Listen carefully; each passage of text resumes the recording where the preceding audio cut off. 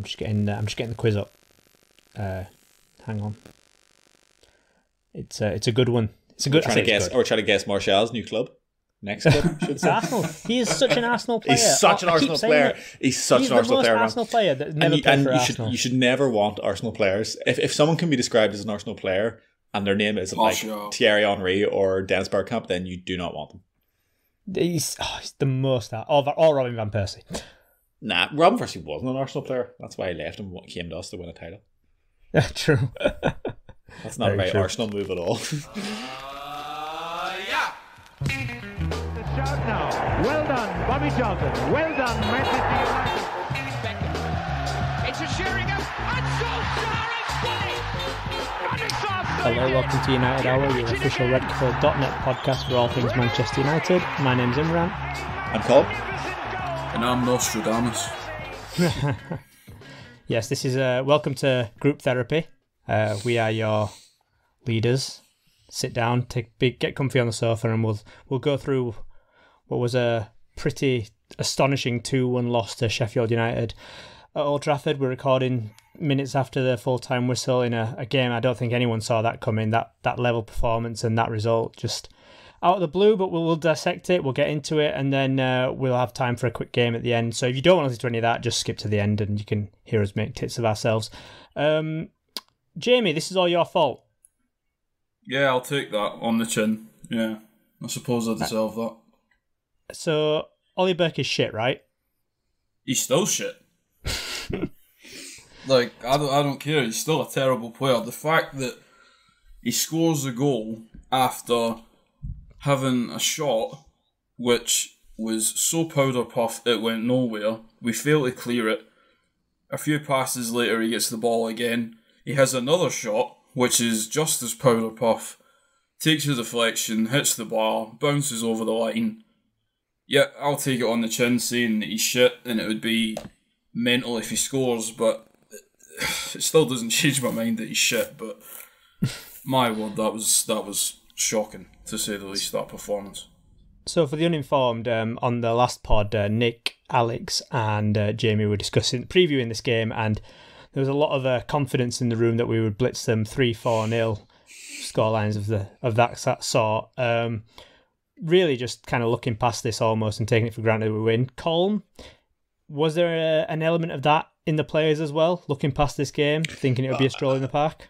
100%. I think there was a general really negative kind of arrogance about us tonight. I actually thought we started okay. We were moving the ball about quite nicely, but particularly on the defensive side of the ball and our general effort levels, it just looked like we felt we had to show up to win.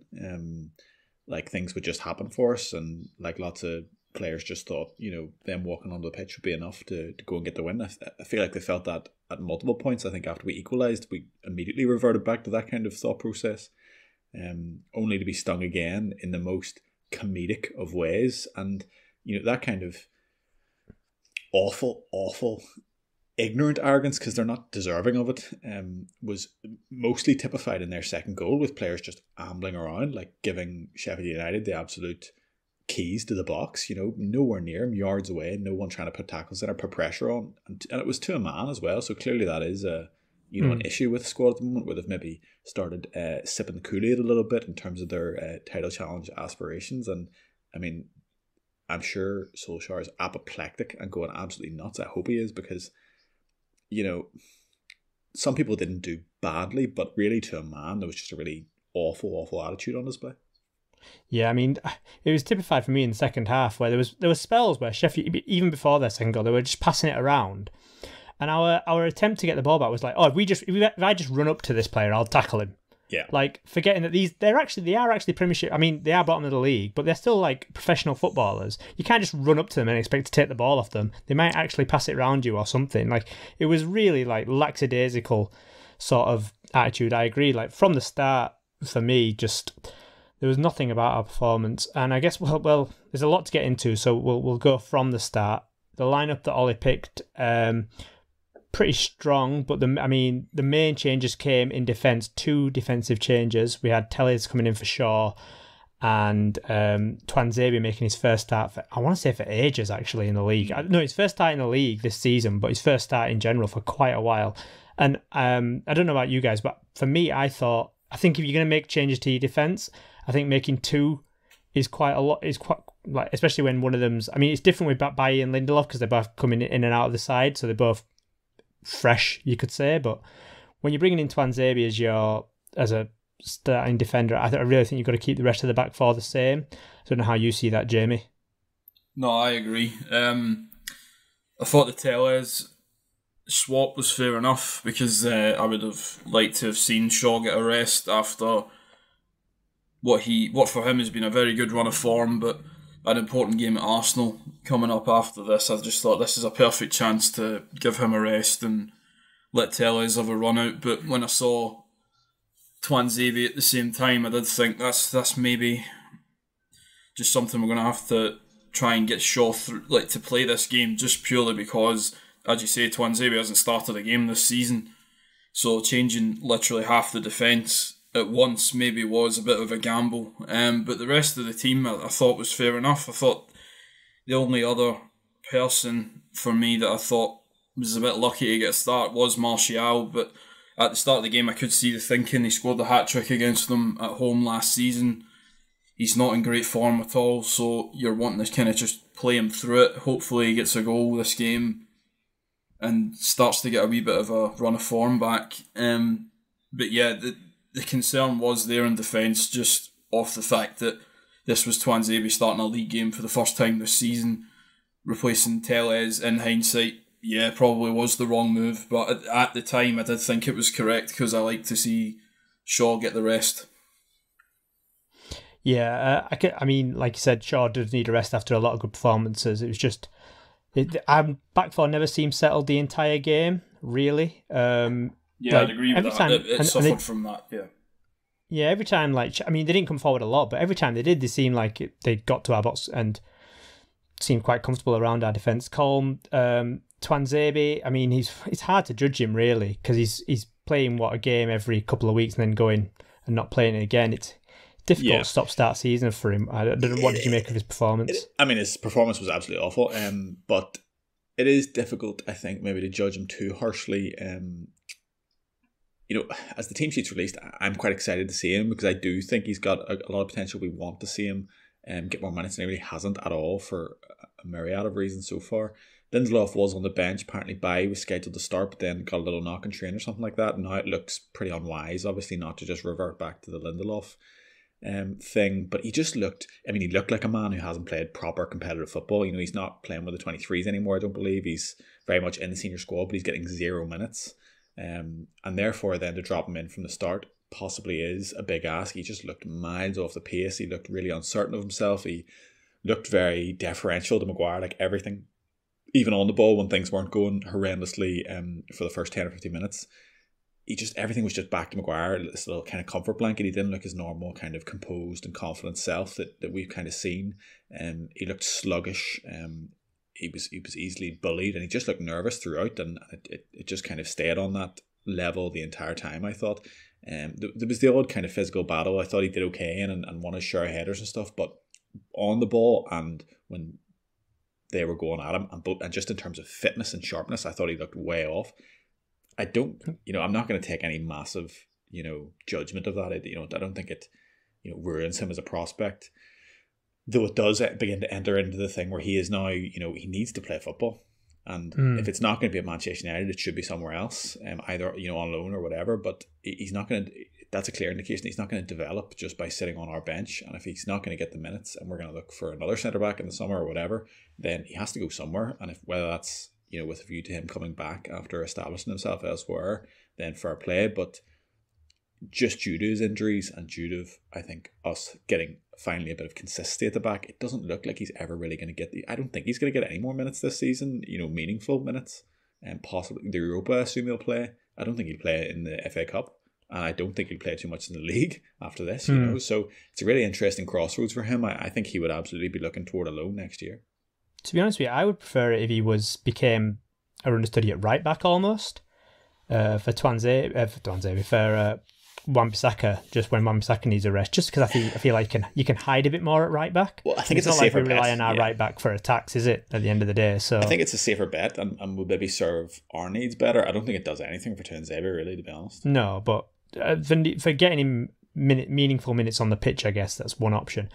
But on the other side, the only other thing I'd say about that is just on that sort of team selection thing. I agree with both of you. I think I was pleased to see the changes, but I did have a little part of me was like, oh, that's quite wholesale. That's 4 or 5. It's slightly dramatic. But we have a deep squad and they're all good players.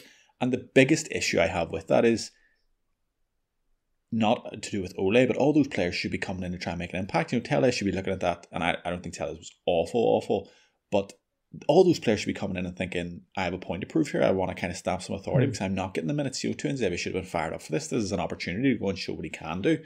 The same for Tele, same for Matic, the same for Martial. So it's just so disappointing. And I think you can pretty much take quite a lot of that away from Ole. Yes, maybe it was 1 too many changes or 2 too many changes, and there should have been a wee bit more consistency between team sheets given how the position is in the league. But he has a deep squad of quality players that he should be able to trust to come in and have a bit of gumption about them to show why they shouldn't necessarily be on the bench, and that was sorely lacking. Yeah, none of them took their chance tonight at all. Not one fringe player that was given a chance tonight has stamped any sort of authority down to even be near the starting 11 going forward. Well, I mean, it just wasn't fringe. like.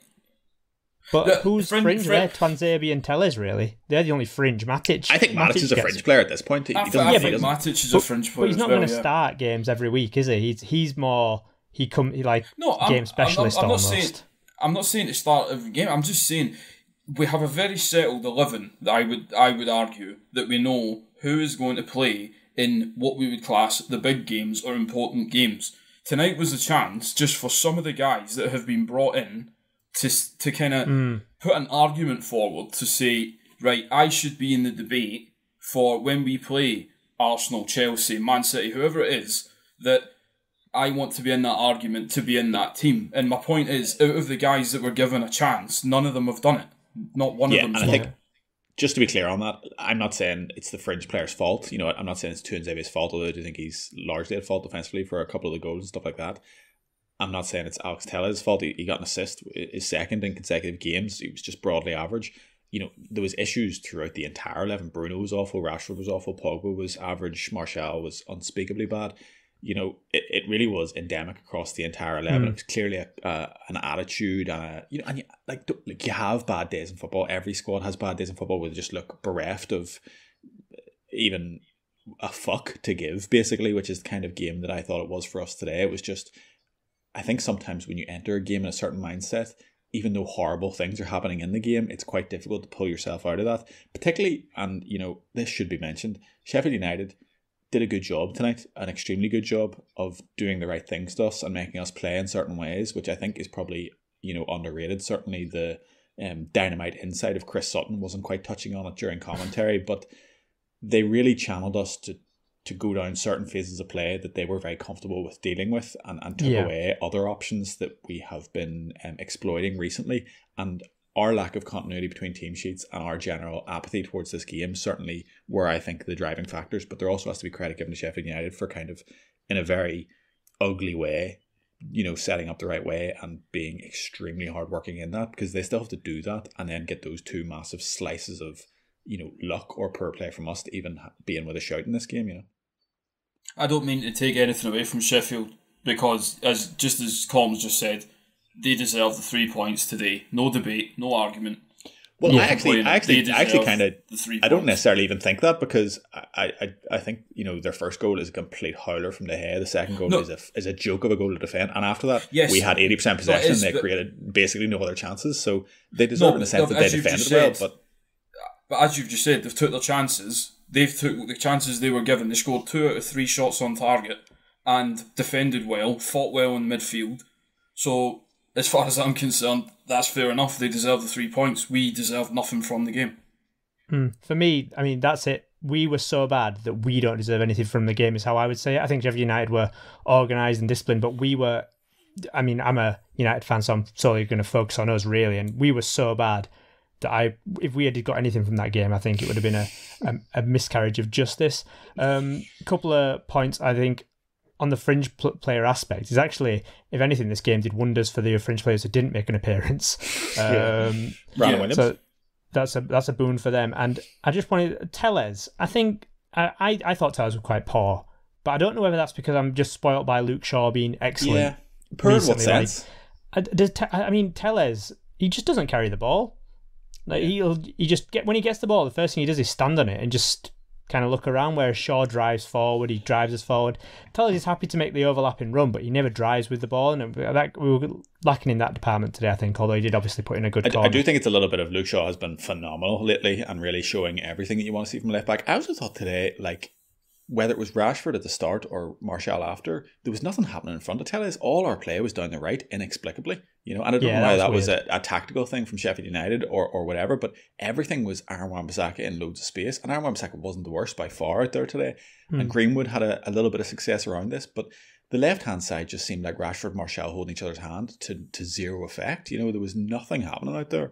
I can't think of one willful attack apart from late in the second half when Tellez whipped in a few balls, kind of just because he had nothing else in front of him. And I felt a little bit.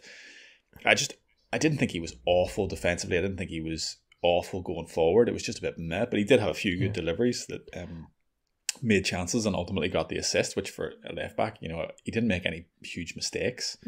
So I don't think, you know, there's again probably about 7 or 8 players I would put more up the hit list. Yeah, I might give some credit. To Sheffield United for that, because especially in the first 20 minutes or so, 30 minutes or so, the left hand side seemed so congested. Anytime the ball went around there was about 8 players over that side, including some of our own, to be fair. I don't think Martial and Rashford helped us decongest it.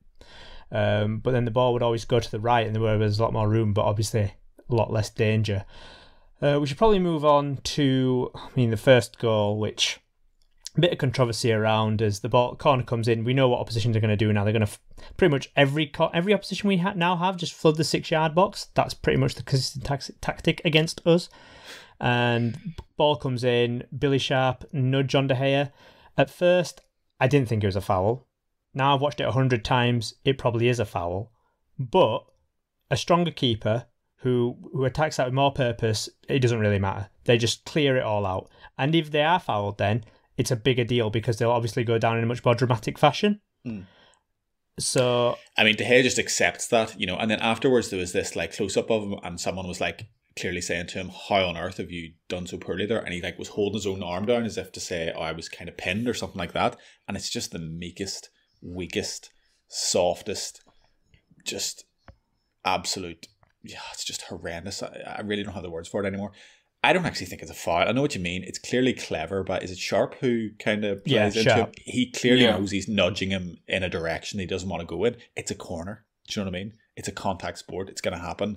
It's crafty from him. It could be given as a foul. I personally don't think it's a foul in any way, shape or form. I think if you're that easily moved, because it's not even forceful really.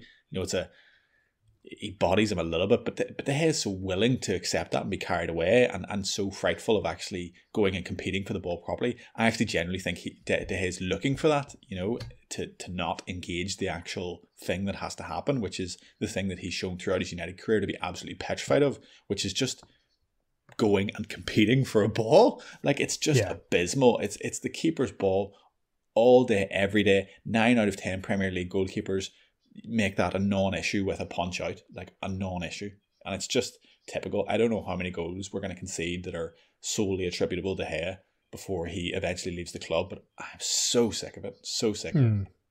Well, I think, like I said, if you're stronger there, the foul is negligible because you're just cleaning everything out. Yeah. And what I would say is, if Billy Sharp isn't there, I'm not 100% convinced that De Gea even gets there anyway. He's not getting it. Like, because the jump he's already doing is so meek that I just couldn't see any way he was actually getting to that ball regardless. So, I don't know, Jamie, how did you see it? Well, it's terrible goalkeeping. Absolutely terrible goalkeeping.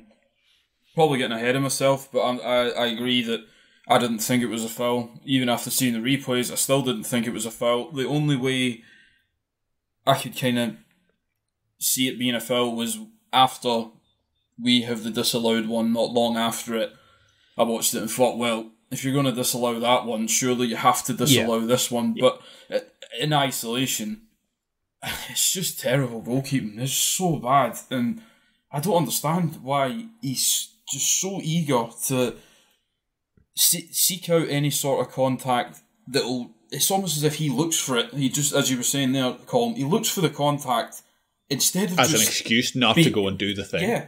He's trying to buy a foul before anything's even happened, just to not have to enter into the situation. I mean, I genuinely find it embarrassing when it happens. Like, I genuinely think, it's embarrassing. How can we not be dealing with this as a club? How can he be at the training ground every week and this isn't just being constantly worked on? Is it to protect an already very fragile kind of confidence, or what's the issue? Because you can't just accept that from your goalkeeper. Like, you could compile a highlight of 30 or 40 goals at this point that are all just balls into the box that every other goalkeeper would come and clear out. It's just bizarre to me that, and I don't think everything else that he does well, which I would argue is only kind of half of the things you need to do well to be a decent goalkeeper or a good goalkeeper, is worth this consistent issue. And this is only one of the issues. It isn't even all of the issues. There's lots of other ones. Oh, it does my head in.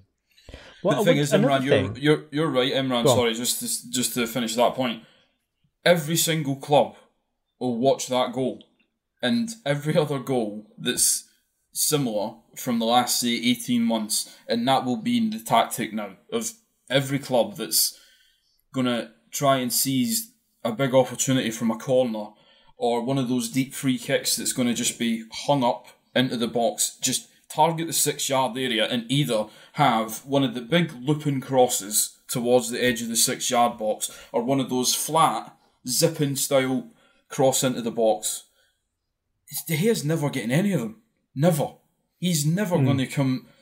He's never got that... He's not got that single-mindedness where no matter what's in front of him, he's just going to get off the deck and just... It doesn't matter if it's Harry Maguire in front of him, clear everybody out and just punch the ball. He just will not do it. And it's embarrassing, as Colm says, that it's still at this point, however many years later, we're still conceding goals like that. And I just don't understand. I don't understand what he's scared of. I don't understand how that's such a gap. He's a tall fella. He's scared of getting hurt. He's scared of getting hurt. That's what I just find that so unacceptable at this level. Like, I just think that's so bizarre. Anyone who plays football, like, it's just that's so rare a mentality. And you would maybe have previously seen it with kind of flair players and stuff like that they're not really, they don't want to engage in the tougher or the rougher aspects of the game. But even that's so rare. Like, anyone who's played football for a career and is doing it professionally, that just shouldn't be able to rise to his level. Like, it's just, for me, that's just so random. And have you ever known a goalkeeper as affected by it as De Gea? I can't think of one.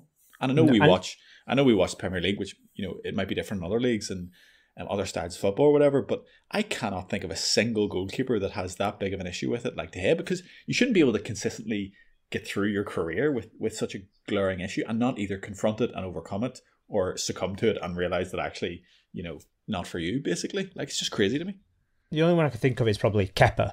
But you don't really want to compare very much in the style of, you don't want to really compared with Kepa. No, you don't. The thing as well, like, you're a goalkeeper, you can use your elbows, you can use your knees, like, you've got all these advantages. It's crazy. Another quick point on corners, then we can move on. But this is a thing now where we can see a lot of corners and teams pinning back in our six. Yeah, why? Surely now the idea is put men on the post. If we put men on the post, we will concede a lot less corners. Yeah, it seems likely. I mean, I'm sure there's a whole team of analysts dedicated to this at United about the worth of having the men marking the space or marking the post and all that kind of stuff.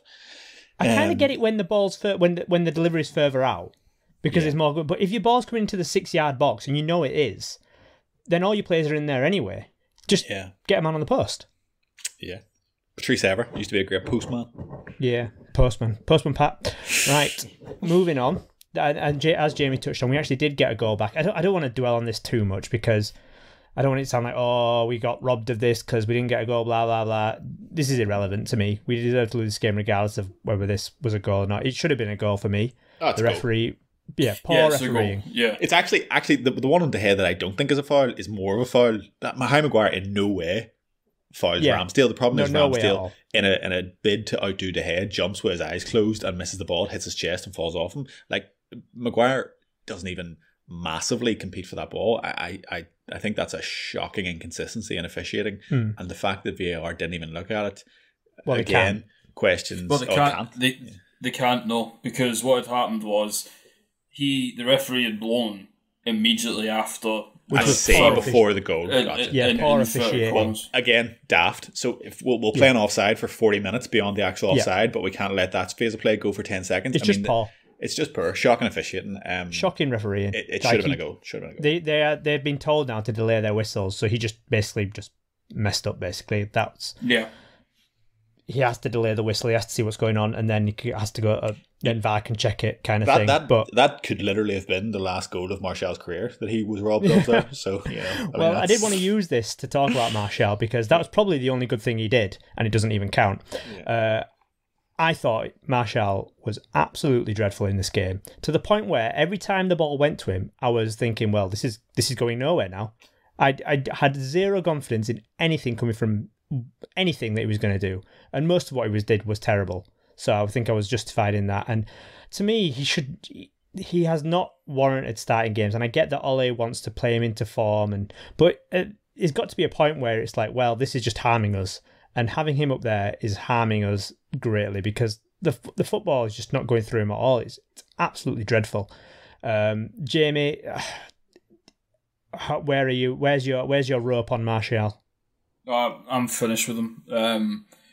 I can't remember if it was the last time I was on or the time before that, but I did say probably moving into the summer should be around about the time that we're looking to upgrade on him, because there's only so long you can keep talking about potential and the good stuff that he does do, but when he's turning in performances like he did today and has been doing for some time now, it's, as you say, it's harming the team. He should be nowhere near the 11.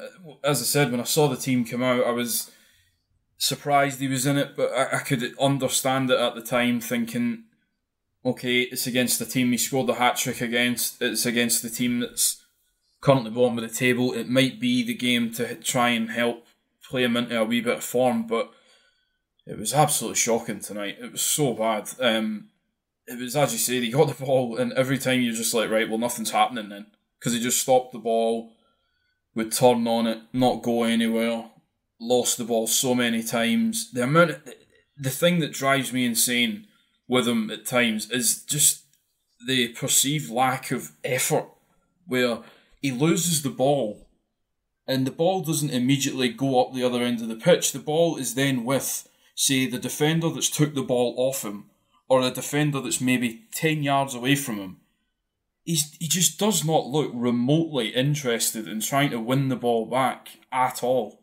So it's almost as if when he plays bad, the performance is amplified by the fact that his attitude just is always perceived to be he couldn't really care less, which I think magnifies everything to such a degree that everybody just gets totally fed up of him and just wants him out of the team. But I just can't see how he continues to start at all. I think going forward, you need to be looking at Rashford on the left, Cavani up front, and then play whatever else in the 10 and on the right-hand side. But there's no way Martial should be starting games at the moment. His form is wretched, to say the least, and it's just hurting us. It's just really hurting the performances of the team. I mean, you can't tell me that Matter or James or anyone really would. Yeah, exactly. You can't tell me that any of them could do worse than that. I refuse to believe. And at least they put the effort in, is what I'd say. At least they put the work in. I mean, obviously Rashford and Greenwood, not great either today, but I think the things that they have on their side, Rashford actually has played well this season in games. The last game, for example. And Mason's like, he's young. You're not going to be too harsh on someone who's just a teenager still. I thought Greenwood was okay. Fluffed a big chance. He did, which happens. But he did well to make it. He also created chances and looked like the only player wanting to run him behind and actually achieve anything, essentially. I thought taking him off was an extremely poor decision given how everyone else was playing. I think sometimes, and this kind of ties into the Martial thing, where I'm a little bit concerned about Ole's kind of thought processes with these things, because I think if Cavani hadn't come very late in the day in the transfer window and he wasn't 32, then Martial wouldn't be starting the games that he is. And I think there's a loyalty there to Martial that's very hard to justify at the moment. And I think if you had spent 40 million on Cavani and he was 2 years younger, it simply wouldn't be a question, And I think in that sense, we're judging things based on not actually what we're seeing on the pitch, but on things that are kind of outside of that, because particularly when you see Cavani on the pitch, and he's not scored 10 goals for us or whatever else, and even tonight, he didn't really impact the game, but you can just see the difference in the movement and everything. And once you've seen it, it's so hard to watch Martial now. Once you've seen the kind of difference Cavani makes to our team shape, even if he's not necessarily getting chances or taking chances, just the difference and the runs that he makes. I mean, the balls that did go in late in the game, and you saw the movements Cavani was making, and you just saw a statuesque Martial, a statuesque Rashford beside him, and it just paints an absolute vivid picture. And it's, there was times last year and earlier this year when it was so frustrating to watch Martial. For me, it's doubly frustrating, because you've seen what a proper 9 does for us and gives us, and what the expectation should be on a base level. Not talking about what you should do when you get your chances or whatever else, or how you impact moments of magic, just the base level things you have to do for us to function well as a team, and that is make certain kinds of runs, press, give effort, look like you give a single damn about the thing that's happening in the game, and not give away about 20 stray passes and then look dead sour-faced and fed up after the fact. Like, it's just so hard to watch now, and I appreciate that he's just in a dire run of form, but it's been a long time now, so that's a big thing for Ole now. Obviously, sure, Cavani will come back for the Arsenal game, I really hope, but he really has to jig that around. And at the moment, I'd rather see Greenwood given the minutes at 9 than Martial. Truly, yeah. That nothing would make me happier. And one's had this chance, and the other one deserves it, and is showing more by far at the moment. So I just don't think there's any objective reason that you can start Martial anywhere other than left wing or right wing, and even that, there's no evidence to say he'll play well off the right. I don't think he can displace Rashford off the left. So I don't know, but it shouldn't be persisted with. This kind of 1 in, 1 out, 1 game, 1 off, because clearly Martial is not the kind of person that responds well. There was the whole fracas about starting his career as a 9, losing that position, losing the number to Ibra, feeling out of sorts, playing off the left. What's his best position? He's clearly a player that needs managed so delicately, and clearly the introduction of Cavani has had an impact on his form this year. I don't think it's just the fact that he's out for.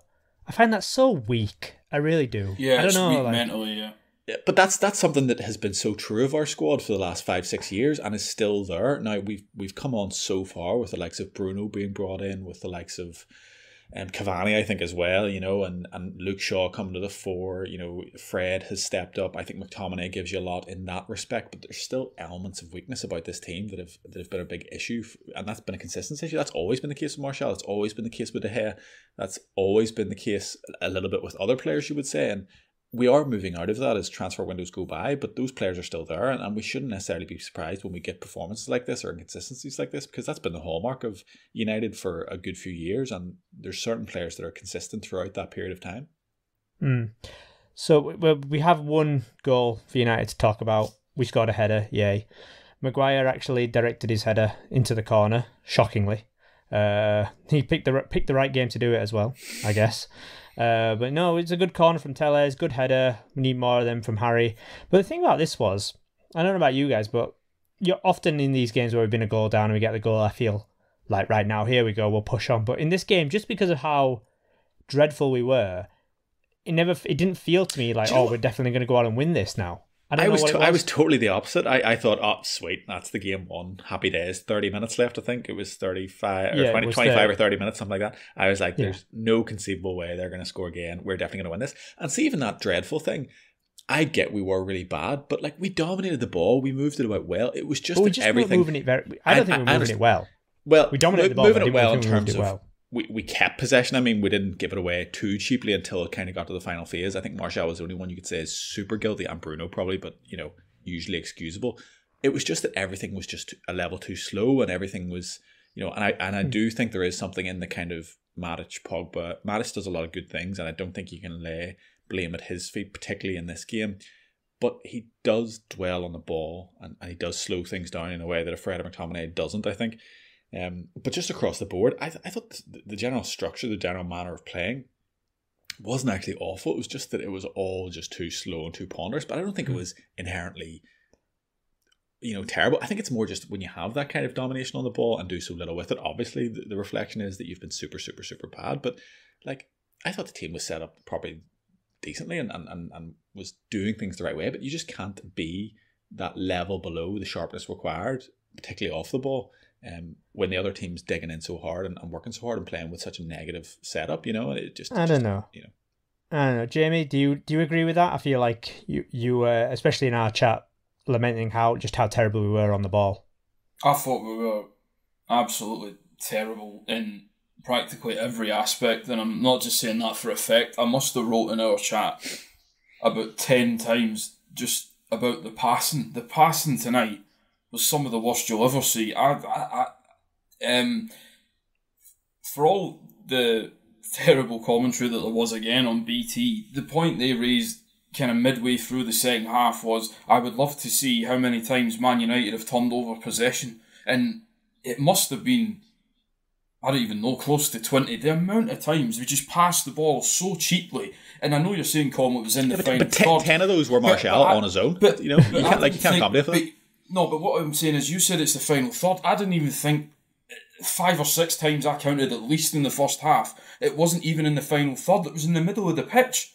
Just passing it straight to the opposition. I get that they are trying to spread across the pitch and block passes off and block pathways off. But so many times it was just cheap turnover of possession straight to the other player. Straight to Basham or whoever it was that was coming inside to just cover the space. But they weren't having to move very hard. They weren't having to try and tear across the space and put in a last-ditch blocks and clear it out in a touch. It was so cheap. I mean, the turnover of possession all the time. And you're absolutely right about the lack of movement. And there was one instance late on, Cavani had literally just come on, and almost immediately Pogba looks up, puts a cross in at the near post. Cavani's inches away from just getting his toe on it, and it runs by the far post. And you were sitting watching that saying, we have not had one run like that in 80 minutes. Well, the thing about that was as well, he made that brilliant run, and Martial can see him making that run and has to know that the likelihood is that the ball's going to sneak through to the back post. Him and Rashford just statuesque watching Cavani try to do it himself.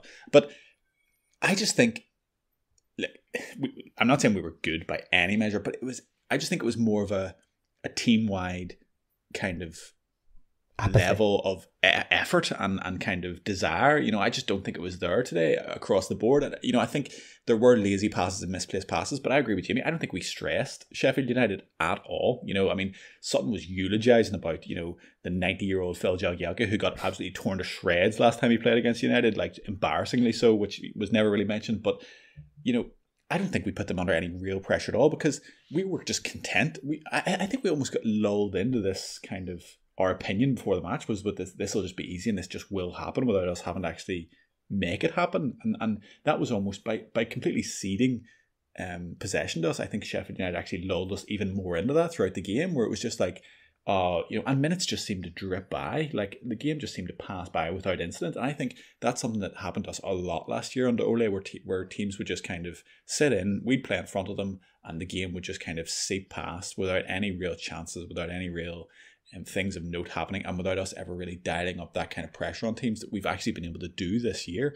And we've been really broadly very good this year, so a slight return to something isn't necessarily the worst thing in the world. An off day does happen in football, and when it's that kind of spread out through the entire team, I think it is easier to chalk it up and just say, look, that the message was wrong, the preparation wasn't good, the selection probably wasn't that great. A lot of players just didn't fancy it. Seemingly that happens. We'll look at it, but put that one to bed, because it really was every single player. It was just diabolical. But I don't necessarily think it was just that you could point and say, oh, that person lost it, that person lost it. It was just the whole team, the whole structure, the whole mentality around the game was just that we can't be bothered with this. We're just going to show up and win. Well, we're nearly there, folks. We've got a couple more things to discuss. One of them is possibly the worst goal I think I've ever seen us concede. I mean, it's definitely up there. Yeah. Top tier level, dreadful goal. Yeah. We probably could have cleared this ball about conservatively 6 times. Seems conservative.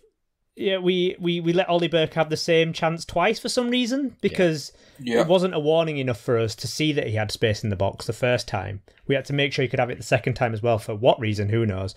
Then Axel Tuanzebe, the man of deflections, it seems, did his usual great deflection. To be fair, that's a bit harsh. It wasn't, but I mean, just in general, like awful defending. Martial loses it so meekly to begin with, but for the ball to come down. He just does, this that happens. Awful. That happens don't get me so wrong. far up the pitch. It starts off a chain reaction of like 2 minutes of absolute apathetic, unbelievable. I was watching and thinking, am I in the twilight zone? Why is no one moving? Like, it was crazy, but that was typical of our thought process. Anytime they got it into our box, it would just seem like our players were all like, these guys are not going to score. Don't worry about it. Just chill. The ball will somehow work its way back to us. Like, it was crazy, just the amount of space and time. Like, Martial kind of jogged back, but then was just looking at people. Matic was just kind of looking at people. Tuanzebe and Maguire were just kind of chilling. There's the De Gea, I don't want to call it a clearance, which was just like that was him from corners in, like, it was just the exact same thing. Like, what, even just get it out to the throat, like to the byline, like, you know, just I don't know what he was trying to do. I think he could have picked it up. I don't think it would have passed back. B, just put it out. You, like, no backlift. You can kick a ball 30 yards. It's not a problem. I don't understand. It was meek, just as he was throughout and on the corners. It was just this weak little, oh God, moment of not knowing what's going on around him. Absolutely laughably, hilariously bad.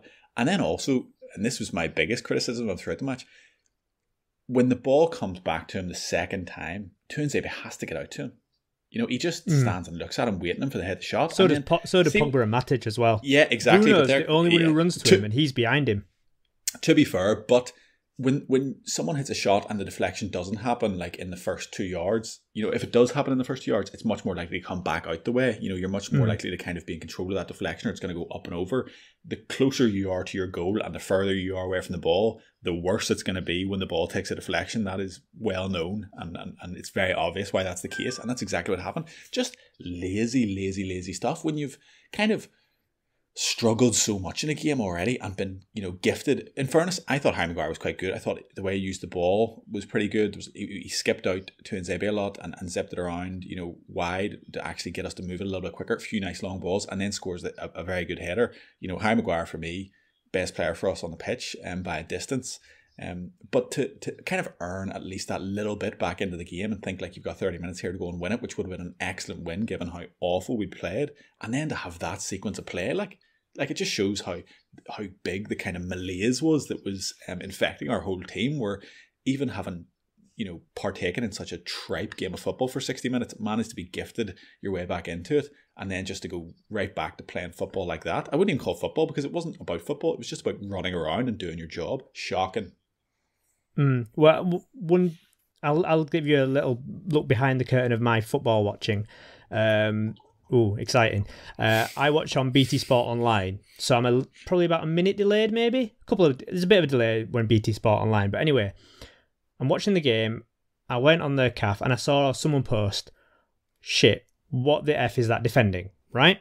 And I was like, oh God, what's going to happen here? And then the first bit of the goal played out, the first bit of their goal played out, and I thought, oh, it must be that. God, that was bad.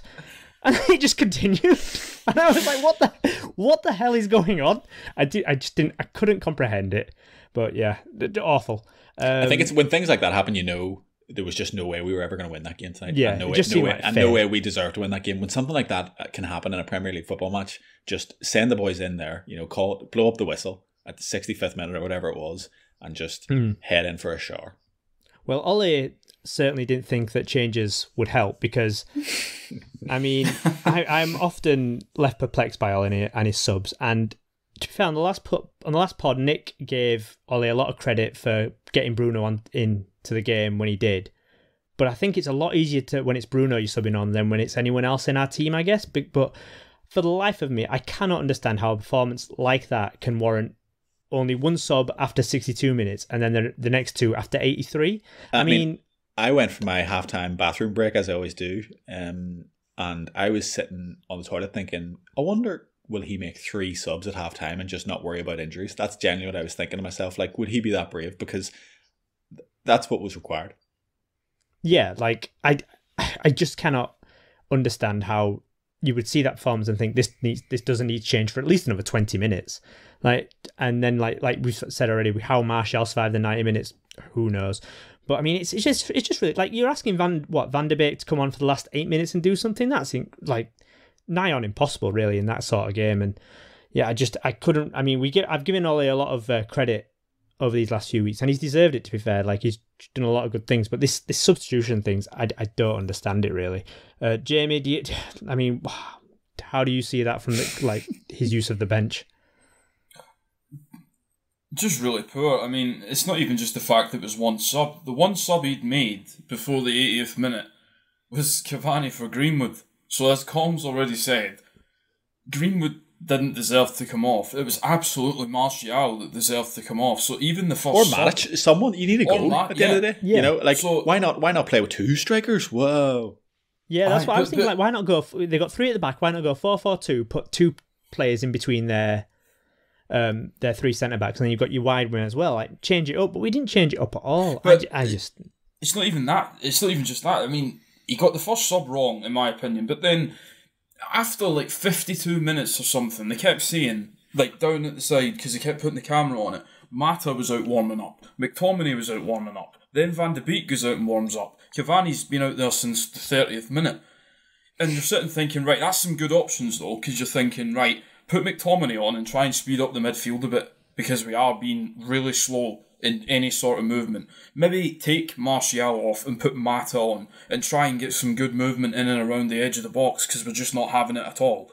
The fact that it just kept going and going and going, and eventually the second goal goes in, you can't believe he's only made one sub. I mean, he literally could have had any of those guys I've mentioned brought on for whoever, and surely with 25 minutes to go or whatever, it would have made a massive difference. Putting them on with 8 minutes to go, it's madness. I mean, it's not as if you're bringing on.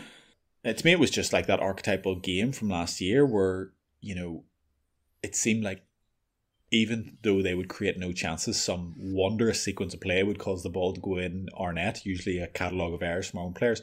And on the attacking front, we would just kind of watch the same thing over and over again, where it kind of looks like you're in control of the game. You know, you have like 70% possession or whatever else, and you're seeing lots of the ball, and you have all your good players on the pitch, and yet nothing is happening. And we just kind of sit and watch it. Nobody just sits and watches it and goes, I mean, something's bound to happen the next minute, right? Something's bound to happen here now in the next 5 minutes. And we just wait, and it never does happen. And actually, you've never actually even come close to making something happen, because the other team isn't even stressed out at all. They've come for an easy day's work at Old Trafford, and that's something we saw a lot. And that was it again tonight. And it's something that has been banished for quite a while. We've had a kind of a roller coaster of other issues, particularly at Old Trafford, that were preferable, if not ideal. But to go back to that kind of football is I think a reason for a lot of our frustrations, because it's such a bad watch. It's such a horrible watch. Yeah. Yeah, and one thing I do want to actually touch on is this idea that we don't react well after big wins. So there was obviously last season where not last season. When was it? When we beat Paris, not last season. The season before, we beat Paris away.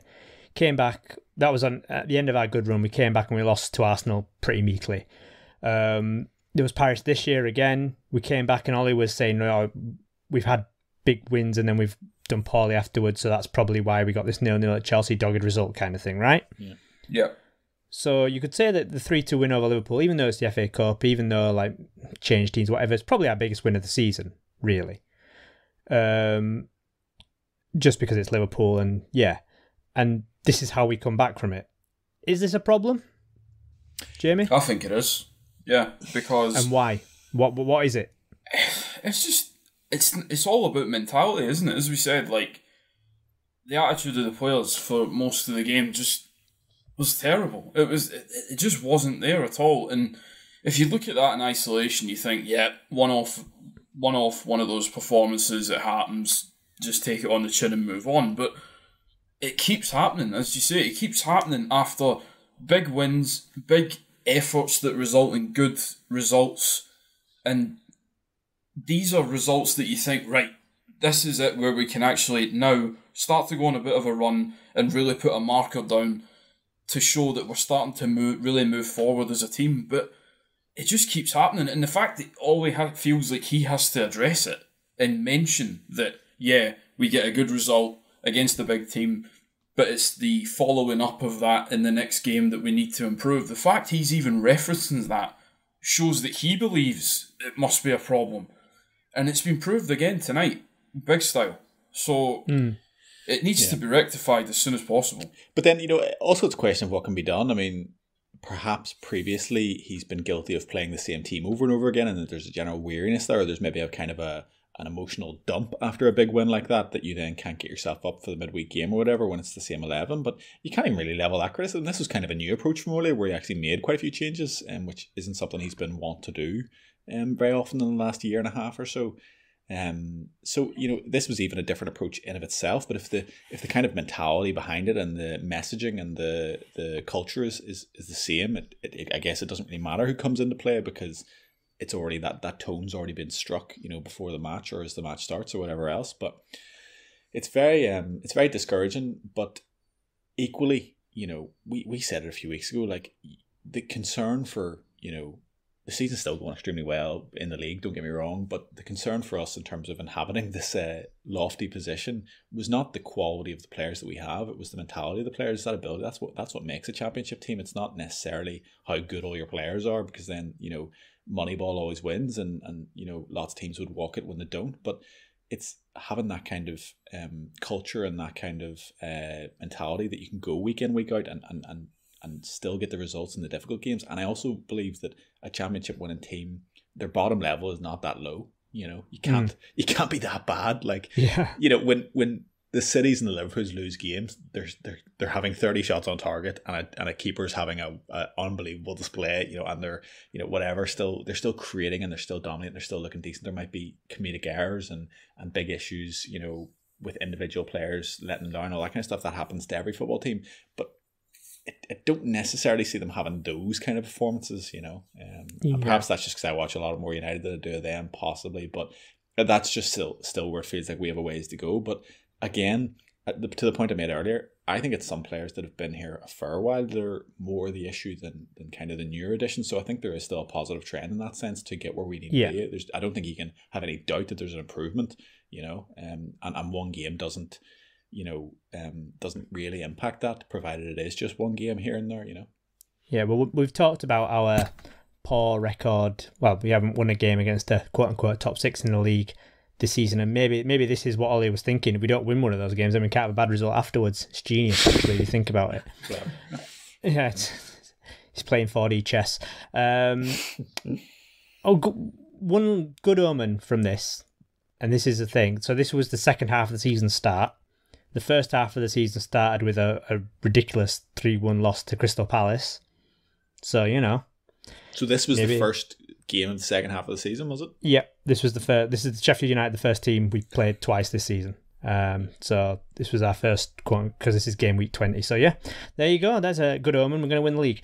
No, seriously, let's actually talk about this was for me I never really thought we could win the league, but it was always like, maybe. But I think combined with City yesterday and just them looking imperious and never conceding a goal in, I don't know, years, and this result for us, I think today I'm pretty much, City are going to win this league. I think it was fun while it lasted, but I think, like you said, Colm, I just don't see this team winning it. Like I've been saying all along, I don't think we're necessarily as much in a title challenge than what wasn't there a bit of you that thought, Yeah, totally. But it hasn't gone away. That bit is still inside there. I don't think this game alone determines. Our next three fixtures, I think, are Arsenal, but I'm very Southampton, and then Everton. Those three games. After those three games, if we win those three games, we're right back in there. And City do look awesome at the moment, but Leicester dropped points today, Chelsea dropped points today, Liverpool still very much a big issue and kind of drifting further back. And I don't think City will maintain this kind of imperious form throughout. I think a lot of people are looking at City warming up now and just thinking they're going to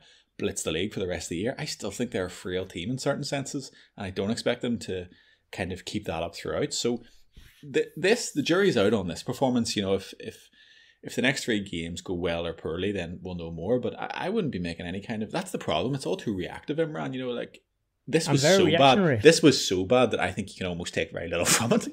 I don't expect us, if we play like that again, a few times even over the next 4 or 5, 6 weeks, then yes, there is a big problem. But I really don't see that happening. I think sometimes you just need results like this. Like a team just gets into a mood where it's all a bit too easy, or they rely too much. And we have been relying on wins by the odd goal or comeback wins away from home and all that kind of stuff. So there's been an element of fortune about quite a lot of our games, even though the play has been on a serious upward trend that we can all see. So, sometimes games like this where it's so abject and so pitiful and laughable, actually do you the world of good in terms of grounding the team again and kind of reminding some people and allowing Ole to deliver, a bit of a message that's you're not maybe able to do after loads of comeback wins and where everything's going quite well, but you kind of feel like there's issues there and you don't maybe want to challenge them. Well, look, a game like this, have at it, open season, frankly. So, it really depends, but I wouldn't be making any kind of, I'd say it's, it might still be on, don't worry about it. Well, we're going to see if we can get back on track this weekend against Arsenal at the Emirates. Arsenal, who we have a terrible recent record against. Didn't play them twice in 2020, didn't score a single goal against them. I think we've lost our last 2 games against them, including that one at Old Trafford, which was a pretty dire loss. Jamie, do you want to jinx us for this game as well? Go on, you're on a hot streak. Yeah, we'll lose. Wow. No, but that was said with meaning. I'll try the reverse psychology way. Yeah, but I'm now, not as an actual podcast pundit, do you see us bouncing back? I think we have. You see to. a response? Because I just can't see us being that bad again. Kind of similar to what Colm's saying, that I don't think it will go on and on and on. But you would like to think we'll play better than that. It's more the larger thing of, we haven't really played well against Arsenal for quite some time now. I mean, aside from that FA Cup victory where we beat them 3-1 or whatever it was off the top of my head, maybe 2 years ago now, we haven't been great, especially away at Arsenal. So I'm worried from that kind of point of view. But Arsenal baffle me at times as well. I thought they were very good last night. I caught some of the game last night and they were very good, but then at other times recently they are quite hit and miss. So I do think if we can just go and put a good performance on, I think we can get a really good result. But the larger picture of how we played against Arsenal for the last 5 or 6 games doesn't inspire great confidence. So I think I'll sit on the fence on this one and say score draw.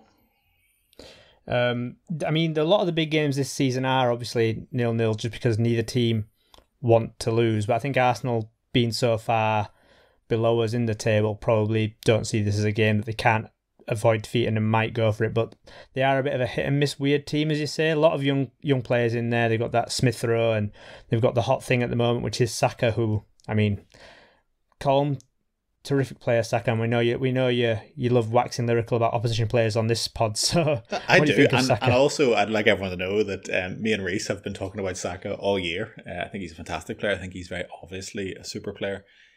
Arsenal just need to involve him more at the core of their team. Well, pretty much all their play goes through him now, it seems. No, yeah, but there's still the odd games. I mean, it was still in this season they were playing him like right wing back at times and stuff like that, and I think they still do, and that kind of speaks to his versatility. But really, he should be a main creative force for them, playing higher up the pitch, and I think they're only kind of landing on that now, because he still does have inconsistent games, as any player his age will, where he doesn't necessarily contribute across the 90 as you would hope, but he's a wonderfully gifted player, like he really is super.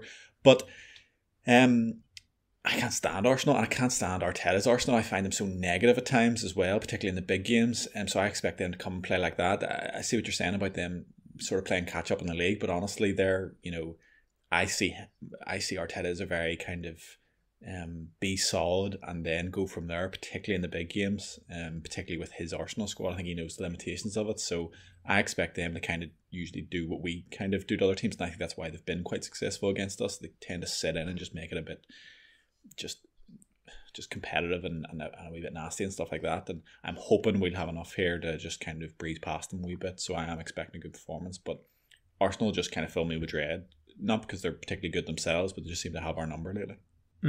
I could see maybe like an odd selection from Ole, maybe like a James coming in or something like that, just to mix it up. Maybe I could see that happening. As long as Cavani starts, I'll be happy enough. Whatever the lineup is behind him, I'll be happy enough. I imagine it'll be Cavani and Rashford, and then I'm not sure who will be on the right is my thing. It could be Pogba, I guess, with Fred and McTominay back in midfield. But it'd be interesting to see if there's a reaction from Ole for any of the players today and how we approach that game against Arsenal. It might, like Jamie, now Jamie said it, I am actually also leaning towards a 0-0 ball draw. Colm, what's your prediction? I think we'll win 3-1. Oh, that's a nice prediction from Colm there. I like that. Well, we can all blame Colm when it goes tits up. Yeah. Right, we got an Imran's game coming up, but before we do, I would like to talk to you all about Manscaped. Yes, support for today's show is brought to you by Manscaped, who are the best in men's below-the-waist grooming. Manscaped offer precision-engineered tools for your family jewels and are trusted by over 200?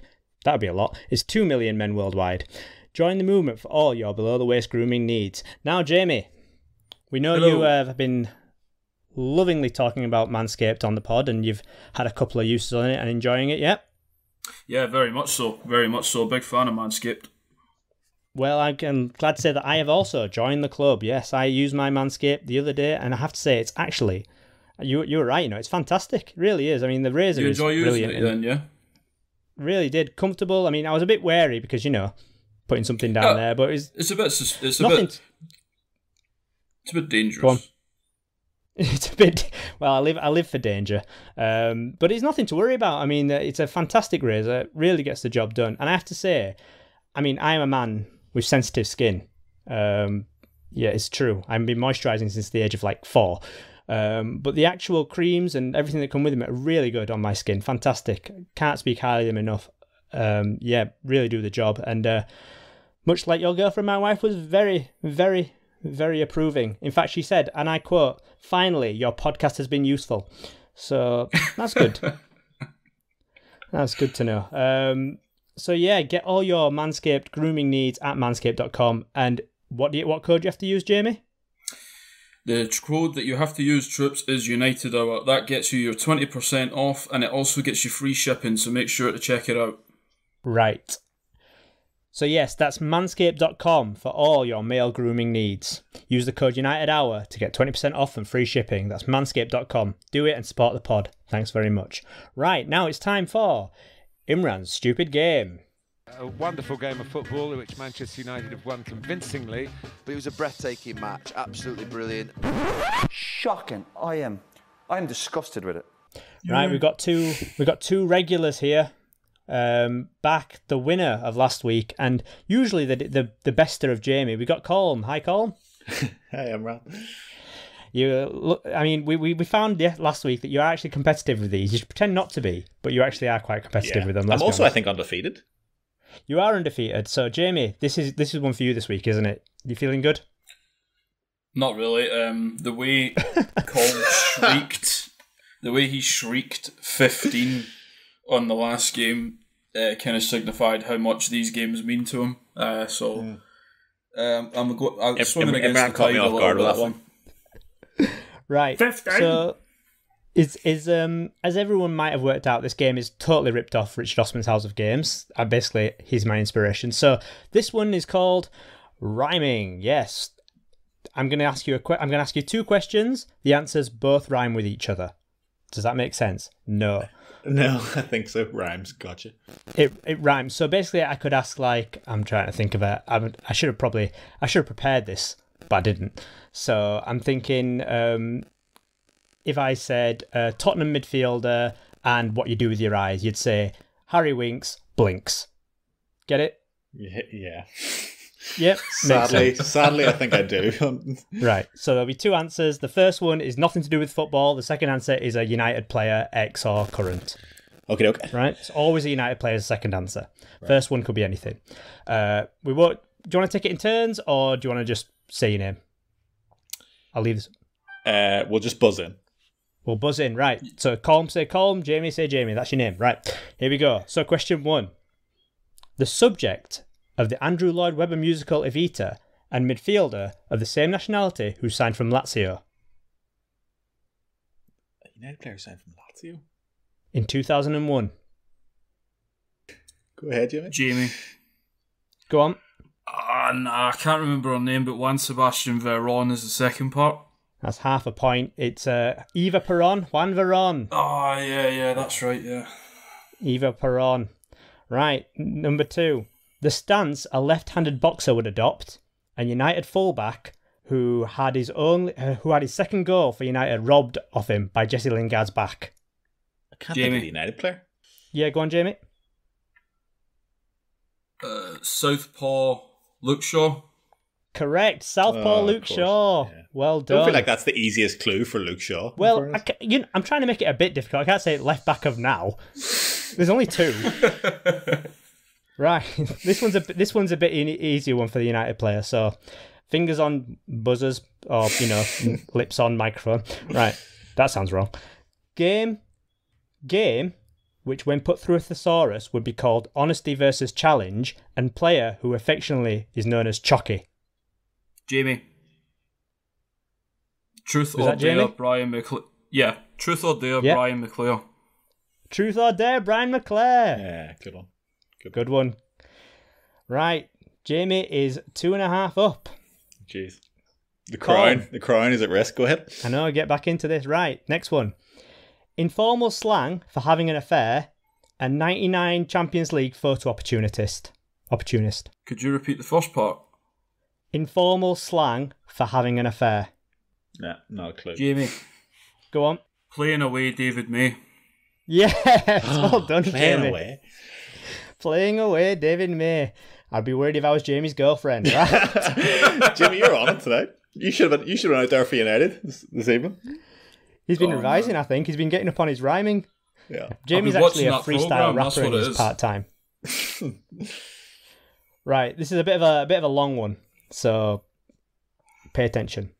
What you might say on countdown if you don't want a consonant, and player who infamously came on for Juan Mata in a away game at Wolfsburg in an attempt to rescue our Champions League campaign. Yep, Colm. Vile and Nick Powell. Yep, give me a vowel, Nick Powell. Well played. I kind of gave the answer away there, but you will never know because of editing. Right. Legendary dance partner of Ginger Rogers. Who is Ginger Rogers? What are you talking about? You don't know who Ginger Rogers is? Yeah. Well, this is going to be interesting. Okay, legendary dancer stroke actor from the 30s and 40s. A Northern Irish defender who was given his debut by LVG. Jamie. Go on. Fred Astaire. I forgot his name. Paddy McNair. Yes, I was going to time you out there, but it's Fred Astaire, Paddy McNair. You must have heard of Fred Astaire, Colm. I mean, I've heard the name. I have no concept of who it was. I knew it was Paddy McNair. I had no clue who Fred Astaire was. Okay, well... Two cultures for me this game. I heard it once on Only Fools and Horses. Well, Jamie's a man of the arts, you can say. Right, you need these, Colm. They're gettable. They're gettable. Shoot. Film franchise with Will Smith and Martin Lawrence, and Fergie's successor. Jamie. Colm. Oh, Jamie just pipped you. No, he didn't. No, he. Oh. You know what? Wait. He's done it now, Imran. Don't worry. He's done it now. But I'm going to go to Colm. Colm, what is the answer? It's Bad Boys and David Moyes. Wow, how did you get that? That's amazing. Colm, you're right back in it. Well done. Well done. Right, we've got to keep this interesting. Right. Netflix show chronicling royalty and the man with orange hair. Colm. Yep. The Crown and Wes Brown. Correct. The Crown, Wes Brown. Right, I'm going to top the scores here because I've completely lost track. Hang on. Jamie's got 4.5. Colm's got 3. So actually you can't win, Colm, but you can get the last one. Play for pride. Playing for pride. Right. Last one. Cisco's big hit and youngster on loan in Germany. Jamie. Go on. The Thong Song to Heath Chong. The Thong Song to Heath Chong. Well Jamie gets the win. Well done, Jamie. Hey, Jamie, well played. So happy. Well played. Cheers, mate. Well played, Colm. And that was another edition of Imran's Stupid Game. Dreadful. Dumb and Dumber, I'd call them. I thought they were really poor. I thought they were a joke. Really abysmal.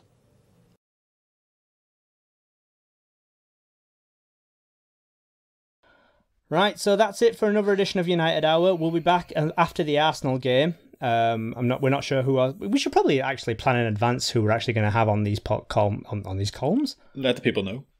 Yeah, we should, but that would involve us being organised and shit. As always, you can follow us on Instagram and Twitter, United_hour. You can get on Red Cafe and post in the threads.